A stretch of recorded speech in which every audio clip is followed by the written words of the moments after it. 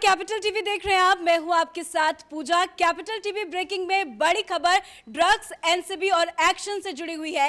आज आर्यन खान ने एनसीबी के दफ्तर पे पहुंचकर अपनी हाजिरी लगाई। उसके बाद एनसीबी की एसआईटी की टीम के सामने अपने बयान दर्ज करवाए। उसके फौरन बाद एनसीबी की तरफ से प्रेस कॉन्फ्रेंस किया गया और प्रेस कॉन्फ्रेंस में कई बड़ी बातें एनसीबी के ऑफिसर की तरफ से कही गई। सबसे बड़ी बात जो है वो ये बताया गया कि इस पूरे मामले में 7 लोगों को गवाह के तौर पर रखा गया है, तो वहीं इलेक्ट्रॉनिक एविडेंस को भी कलेक्ट कर लिया गया है और 2 बार एनसीबी की एसआईटी टीम उस क्राइम सीन का दौरा भी कर चुकी है। और इसी के साथ एनसीबी की तरफ से यह भरोसा दिलाया गया कि अब बहुत जल्द इस पूरे मामले में एनसीबी की एसआईटी टीम एक निष्कर्ष पर पहुंच सकती है। और इसी बड़ी खबर के साथ न्यूज रूम से हमारे साथ बने हुए हैं कैपिटल टीवी के editor in chief doctor Manish Kumar. आज एनसीबी की तरफ से भरोसा दिलाया गया एएसएपी, यानी कि बहुत जल्द एक निष्कर्ष पे पहुंच जाएंगे। देखिए, आज 2 चीज़ें हुई हैं।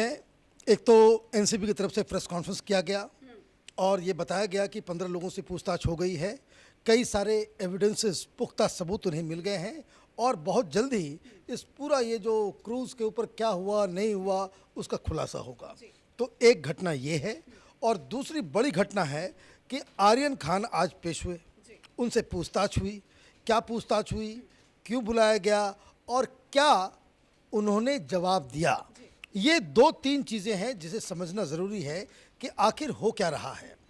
पहली बात, दर्शकों को ये समझ में आना चाहिए कि जब से ये नवाब मलिक ने बॉम्ब फोड़ना शुरू किया, ये कभी हाइड्रोजन बॉम्ब तो कभी फुलझड़ी, तब से महाराष्ट्र की सरकार भी एक्शन में आ गई। नवाब मलिक का दावा कि वो उगाही के लिए सब कुछ हो रहा था। एनसीबी आज कह रही है कि उनके पास पुख्ता सबूत है कि वहाँ पे क्या चल रहा था। तीसरी बात कि जब ये पूरा बवाल मचा तो महाराष्ट्र की सरकार ने एक अलग से एसआईटी टीम बना दी। उधर अलग जांच होने लग गया कि क्या इसमें कोई गफलतबाजी तो नहीं हुई, कोई लेन देन का मसला तो नहीं हुआ, या फिर कोई इंट्रैपमेंट का मसला तो नहीं है कि आर्यन खान को टारगेट करके फंसाया गया और उनको जो है बाकायदा टारगेट बना करके उनको पकड़ा गया। अब एसआईटी के सामने आर्यन खान पहुँचे, उनसे क्या क्या सवाल किए जाएंगे या किए गए होंगे इसका अंदाज लगाना बड़ा आसान है। उनसे पूछा गया होगा कि क्या ये जो बात कही जा रही है कि आपको वहाँ पे इंट्रैप किया गया, क्या आपसे कोई वसूली की गई, क्या आपने पूजा डेडलानी से बातचीत की थी, क्या आपने ये कहा था कि आप पकड़े गए हैं या पैसे लेकर के आओ, या फ़ोन पे किससे आपकी बातचीत कराई गई। ये जो तमाम आरोप, चाहे वो प्रभाकर सहल हो, चाहे वो गोसावी हो, चाहे ये तमाम तरह की ये जो दूसरी स्टोरी नवाब मलिक के तथा कथित आरोप के बाद जो शुरू हुई है, उसके ऊपर उनसे सवाल किया गया होगा। क्या जवाब हुआ होगा? जवाब बहुत ही सिंपल है। उन्होंने साफ साफ ये कहा कि ये सारी जानकारियां जो नवाब मलिक शेयर कर रहे हैं, जो आरोप लगा रहे हैं, ये झूठे हैं।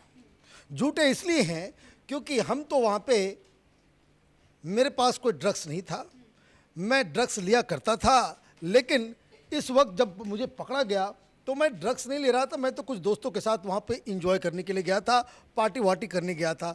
क्या आपको वहाँ पे किसी तरह से ये आभास हुआ कि भाई आपको इसमें फंसाया जा रहा है, कौन लेकर के गया, नहीं लेकर के गया, ये तमाम चीज़ें, मतलब आप ये समझिए, ये जो कहानी एनसीबी के दफ्तर में जो चल रही है आर्यन खान की, वो कहानी बिल्कुल अलग है। नवाब मलिक एक अलग कहानी बना रहे हैं। नवाब मलिक ये कह रहे हैं कि ये पूरा का पूरा केस ही फर्जी है। ये समीर वानखेड़े अपने प्राइवेट आर्मी के साथ मिलके उगाही का धंधा कर रहे थे और ड्रग्स से उनका कोई, माने ड्रग रैकेट को एक्सपोज करना है या पकड़ना है, उससे कोई लेना देना नहीं है। अब इसमें सवाल बहुत ही सिंपल है कि क्या जो नवाब मलिक और महाराष्ट्र की जो सरकार के जो पॉलिटिशियंस जो रोज़ बयानबाजी करते हैं, उसकी कहानी में सच्चाई है, या फिर आर्यन खान को लेकर के एनसीबी जो दावा कर रहा है उसमें सच्चाई है। इसमें आरोपी और भुक्तभोगी, अगर दोनों कहानी को जोड़ा जाए तो इसमें आर्यन खान है। आर्यन खान लगातार इस बात को कह रहा है एनसीबी से भी और कोर्ट में भी कि समीर वानखेड़े ने उनको कोई इंट्रैप नहीं किया। हम लोग वहाँ पे गलत समय पे गलत जगह पे हम वहाँ पे मौजूद थे, इसलिए हम पकड़े गए। और जो तमाम तरह की चीज़ें, ये क्यों मैं कह रहा हूँ, क्योंकि कोर्ट के अंदर आर्यन खान ने एक हलफनामा दिया रखा है। वो हलफनामा बहुत ही सिंपल है कि मुझे ड्रग कार्टेल से कोई लेना देना नहीं है, कोई रिश्ता नहीं है। हम लोग मैं एक डायरेक्टर हूँ और मुझे कुछ दोस्तों के साथ एंजॉय करने के लिए जाना था। हम वहाँ चले गए, लेकिन मुझे मालूम नहीं था कि मेरे दोस्त के पास क्या है। मेरे पास से कुछ बरामदगी नहीं हुई और ना ही मेरा टेस्ट लिया गया कि क्या हम उस दौरान हमने कोई ड्रग्स कंज्यूम किया या नहीं किया। इसलिए मैं निर्दोष हूँ। और बाकी बातें जो नवाब मलिक कह रहे हैं वो जाने, उनकी राजनीति जाने, वो पूरी की तरह वो फर्जीवाड़ा है। तो ये कहानी इसलिए इंटरेस्ट नहीं करेगी उन लोगों को जो समीर वानखेड़े को विलन साबित करने में जुटे हुए हैं। और इसलिए ये सारा जो आज जो खुलासा हुआ है एनसीबी के प्रेस कॉन्फ्रेंस से, उससे दो बातें साफ साफ समझ में आ रही है। एक ये कि जो ड्रग केस है क्रूज के ऊपर, क्या हुआ नहीं हुआ, एनसीबी के अधिकारियों ने आज साफ कर दिया कि उनके पास बहुत ही पुख्ता सबूत मिल चुके हैं और भी लोगों से पूछताछ भी होगी। उनसे बार बार ये पूछा जा रहा था कि नवाब मलिक और ये और सारी चीज़ें, तो उन्होंने कहा कि अभी तो नाम मैं नहीं बता सकता, लेकिन बहुत जल्द इस पूरे केस के ऊपर कोई बड़ा खुलासा वो लोग करने जा रहे जी हैं। बिल्कुल, बात नवाब मलिक की हो रही है तो आपसे एक सवाल पूछना चाहूंगी। जब ये केस चल रहा था कोर्ट में तो आर्यन के वकील की तरफ से एक हलफनामा दाखिल किया गया था कि वो नवाब मलिक को नहीं जानते, और जैसा कि आपने बताया कि आज एनसीबी की एसआईटी की टीम के सामने भी आर्यन ने कहा कि उनका नवाब मलिक से कोई लेना देना नहीं है। तो इनकी राजनीति का क्या, ये जो अपनी राजनीति चमका रहे हैं, झूठी झूठी खबरें बना रहे हैं? देखिए, इनकी राजनीति तो चमक गई। नवाब मलिक को इस केस के पहले बहुत कम लोग देश में जानते थे, आज सारे लोग जान रहे हैं। नवाब मलिक की राजनीति चमक गई। और दूसरा, जो नवाब मलिक और शरद पवार करना चाह रहे थे, अघाड़ी सरकार के लोग करना चाह रहे थे, वो ये कि आर्यन केस के जरिए वो पूरी तरीके से इस पूरे केस को पॉलिटिसाइज कर दें, पूरा राजनीतिक मसला बन जाए। वो कामयाबी हासिल करने में नवाब मलिक कामयाब रहे हैं। वो इसलिए क्योंकि आप देखिए, वो आरोप लगाते थे समीर वानखेड़े के ऊपर, भारतीय जनता पार्टी चुप रही। फिर इन्होंने देखा कि भाई अब इससे कुछ काम नहीं चलेगा। और आरोप क्या है? आरोप ये है कि ये जो सेंट्रल एजेंसी है मुंबई में आकर के पूरे महाराष्ट्र को बदनाम करने में जुटी हुई है। ये राजनीतिक भाषा है। वो ये कह रहे हैं कि ये जो कार्रवाई चल रही है शाहरुख खान के खिलाफ, ये मुसलमान होने की वजह से इनके ऊपर कार्रवाई चल रही है। हालांकि ये बेकार की बातें हैं, ये अफवाह ही है, ये ढकोसला ही है। ये शुरू से ढकोसला था, लेकिन ये राजनीति करने में सक्सेसफुल इसलिए हो गए कि इन सब के बाद उन्होंने सीधे सीधे किस पे आरोप लगा दिया? आरोप सीधे सीधे इन्होंने लगा दिया आरोप देवेंद्र फडणवीस के ऊपर। किस चीज़ के लिए? कि ड्रग रैकेट यही चलाते हैं। इनकी वाइफ का कोई वीडियो बना था जिस वीडियो में देवेंद्र फडणवीस भी थे, उसका फाइनेंसिंग एक ड्रग पैडलर कर रहा है। इतना पे बात नहीं गई।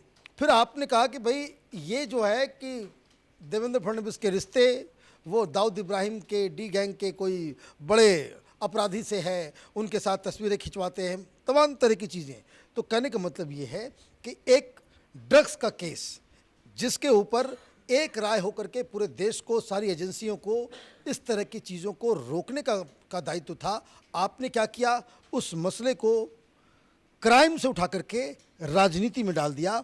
और ये मानना पड़ेगा कि शरद पवार, नवाब मलिक और अघाड़ी सरकार के लोगों ने बखूबी इस काम को अंजाम दिया। जी, इसके पहले भी एनसीबी ने कई बार प्रेस कॉन्फ्रेंस किया है और कई बार कहा कि जांच जारी है, अभी और लोगों से पूछताछ होनी है। पर आज एनसीबी की तरफ से एक बड़ा बयान ये दिया गया कि बहुत जल्द हम इस पूरे मामले में एक फाइनल डिसीजन में पहुंच जाएंगे। पुख्ता सबूत है, वीडियो भी उनके पास है, लोगों से पूछताछ जारी है, तो माना जाए कि बहुत जल्द ये पूरे मामले का जो मसला है वो खत्म होता दिखेगा। देखिए, ये मसला एनसीबी की साख के लिए भी है। एनसीबी को अपनी साख भी बचानी है, क्योंकि आरोप इतने भीषण लगे हैं कि जिसमें अगर एनसीबी कोई पुख्ता काम समय के अंदर जल्दी में अगर वो नहीं करती है तो एनसीबी की पूरी कार्रवाई के ऊपर लोगों का विश्वास खत्म हो जाएगा। और ये जो आरोप लगातार नवाब मलिक लगा रहे थे कि ये एनसीबी दरअसल ड्रग्स के खिलाफ नहीं लड़ाई लड़ रही, वो बेसिकली लोगों को टारगेट करके वहाँ पे उगाही का काम कर रही थी, तो इस आरोप का जवाब अधिकारी बयान से तो नहीं दे सकते, काम करके ही दे सकते हैं। और इसलिए इसमें ज़रूरी है कि आप दूध का दूध पानी का पानी करें। क्रूज़ के अंदर क्या हो रहा था, किस हिसाब से सब चीज़ें हुई, वो एनसीबी को बहुत जल्द वो बताना होगा, ताकि एनसीबी आगे कोई कार्रवाई करती है तो उस पर लोगों का भरोसा हो। क्योंकि ऑलरेडी एनसीबी के ऊपर इस चीज़ का दबाव है कि आपने इससे पहले भी कई बार फिल्म हस्तियों को आपने बुलाया, बड़ी बड़ी एक्ट्रेसेस को आपने बुलाया, पूछताछ की, कोई चार्जशीट अभी तक दायर नहीं हुआ, उस केस में क्या हुआ है किसी को कुछ पता नहीं। एनसीबी ने सुशांत सिंह राजपूत के केस में भी बहुत सारे तहकीकात के, बहुत सारे लोगों से पूछताछ की, उसका भी कोई रिजल्ट अभी तक नहीं निकला है। और अब आपके ऊपर आरोप लग रहे हैं कि आप उगाही का धंधा कर रहे हैं, तो एनसीबी को भी अपनी साख बचानी है। और इसलिए जो आज जो प्रेस कॉन्फ्रेंस है उसमें उन्होंने कहा कि हम बहुत जल्दी ही इन सब चीज़ों के ऊपर एक बड़ा खुलासा करने वाले हैं। बहुत बहुत शुक्रिया सर अपडेट देने के लिए। तो बड़ी खबर आपको बता दें, एनसीबी की तरफ से ये भरोसा दिलाया गया है कि पिछले 1.5 महीने से जो लगातार ड्रग्स मामले को लेकर अलग अलग लोगों से पूछताछ की जा रही थी, पर अब बहुत जल्द एनसीबी की टीम एक फाइनल डिसीजन में पहुंच जाएगी। जब से ये पूरा मामला एनसीबी को लेकर एनसीबी की एसआईटी टीम पे को सौंपा गया है, तब से एनसीबी की एसआईटी टीम एक्शन मोड में है। अलग अलग लोगों से अलग अलग तरीके से पूछताछ की जा रही है, उनके पास एविडेंस भी है, वीडियो फुटेज भी है और हर एंगल से जांच की जा रही है। और उम्मीद है बहुत जल्द इस पूरे मामले में एक बड़ा फैसला एनसीबी की एसआईटी की टीम की तरफ से सामने आ सकता है। ड्रग्स मामले को लेकर कैपिटल टीवी की नजर बनी हुई है। देखते रहिए कैपिटल टीवी। फिलहाल कैमरा पर्सन भोला के साथ मैं पूजा, कैपिटल टीवी।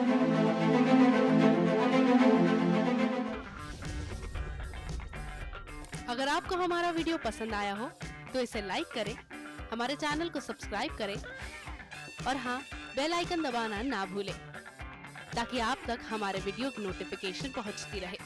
आप अपना सुझाव हमें कमेंट बॉक्स में दे सकते हैं। हमारे साथ जुड़ने के लिए शुक्रिया।